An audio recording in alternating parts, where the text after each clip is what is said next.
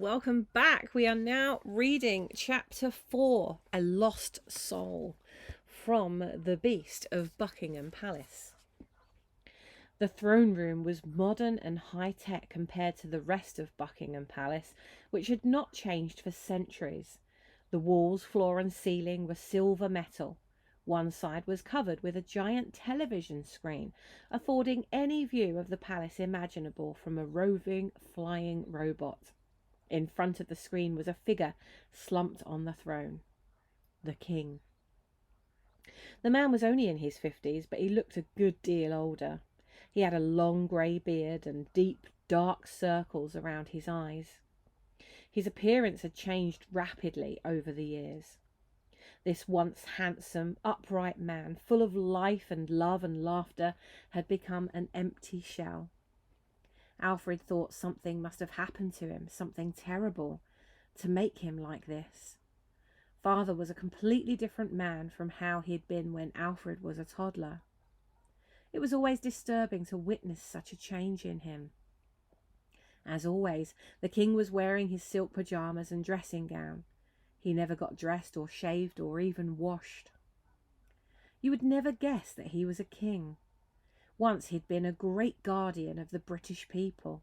Now he was seen as their enemy. Behind the king stood the Lord Protector, his long thin fingers creeping onto the back of the throne. "Lord Protector, what in the name of Great Britain do you think you are doing?" demanded the Queen. The Lord Protector looked past her and the two royal guards. He'd spotted the prince crouching behind them. "Well, well, well, we have an uninvited guest," he purred. "What?" demanded the Queen. She looked round to see her son lurking there. As you can see, the Lord Protector is on the back of the throne, and the king sat there in his pyjamas. "I'm sorry, Mama." The Queen was furious.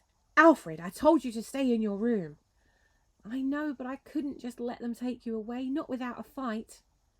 The Queen mouthed, "I love you," to her son.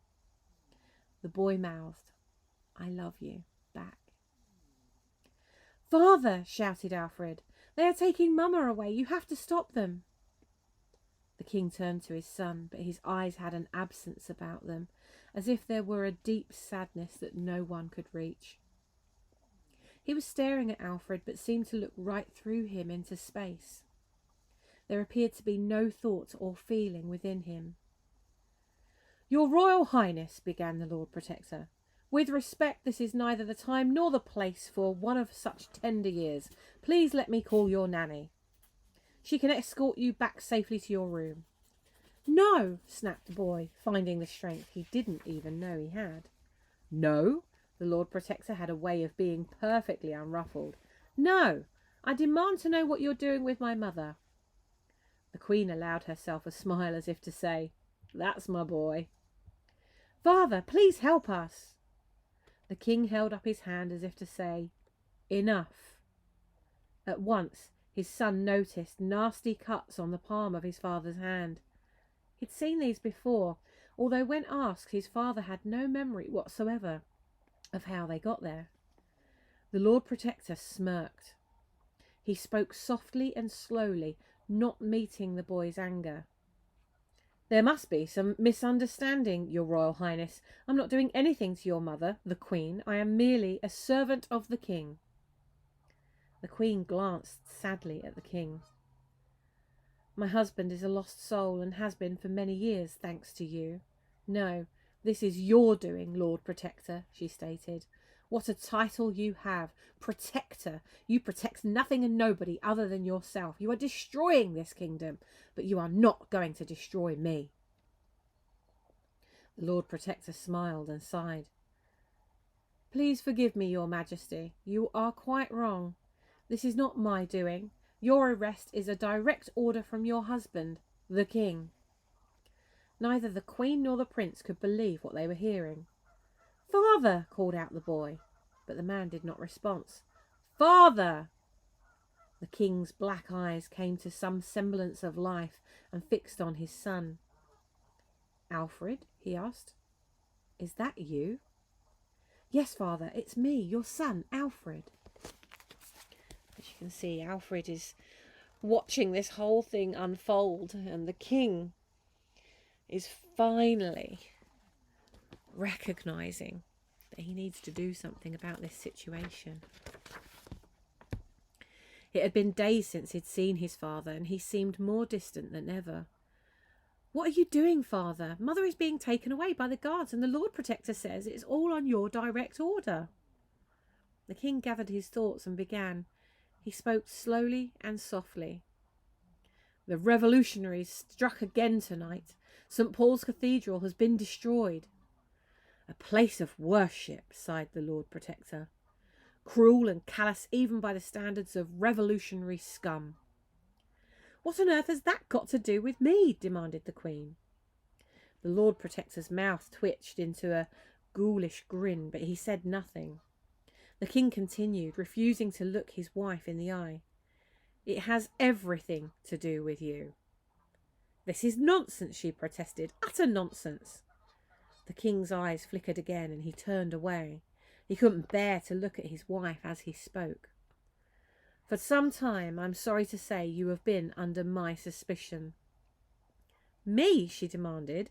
The lady was incredulous. "But I am the Queen." "You have been spied upon, and the all-seeing eyes see everything," added the Lord Protector.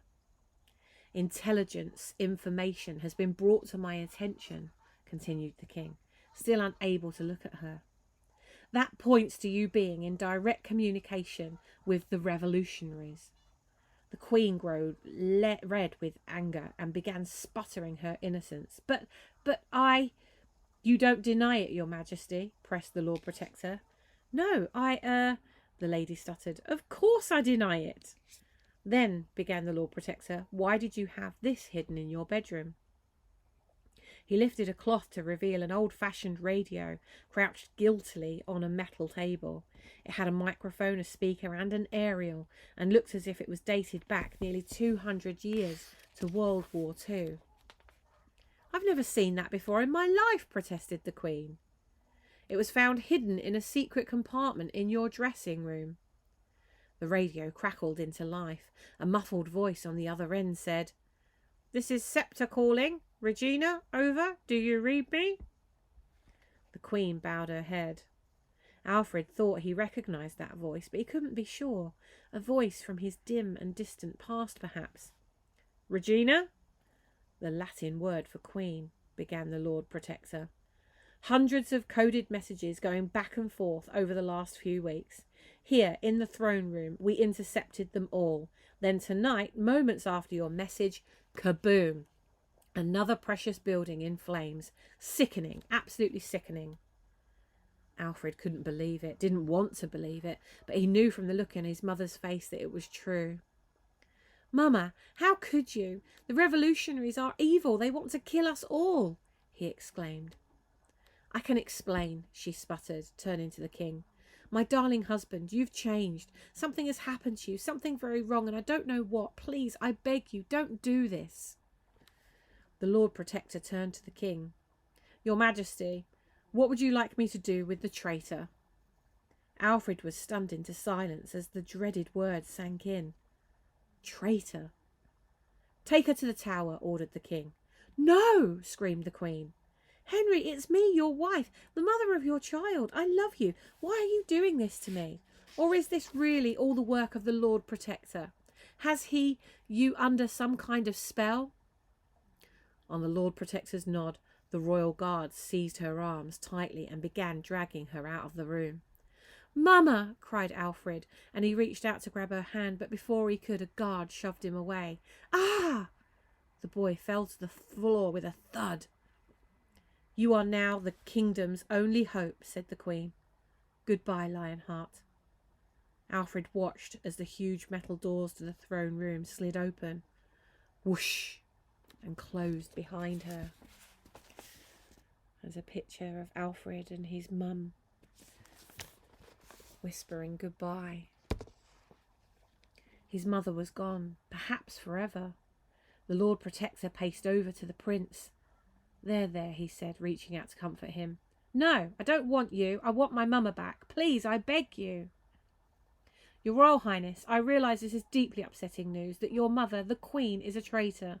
But I want you to know that I am always here for you. I am, and will forever be, your loyal servant.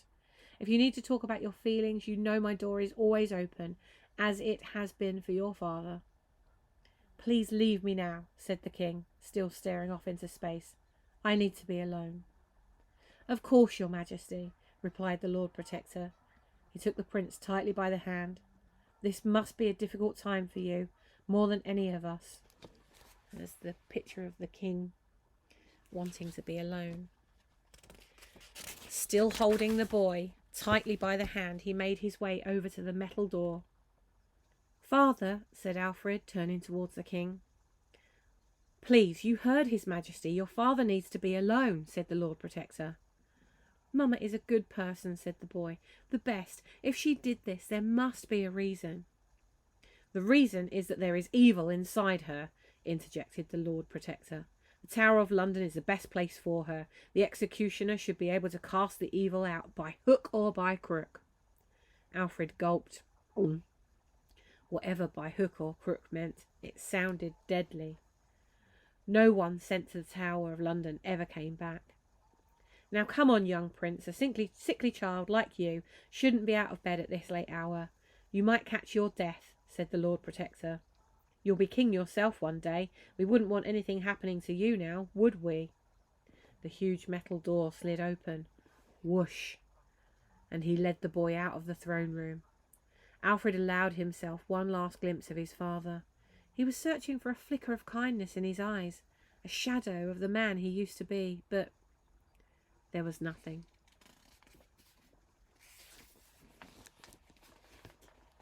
That's the end of that chapter. I will see you in chapter 5 for the unblinking stare. See you there.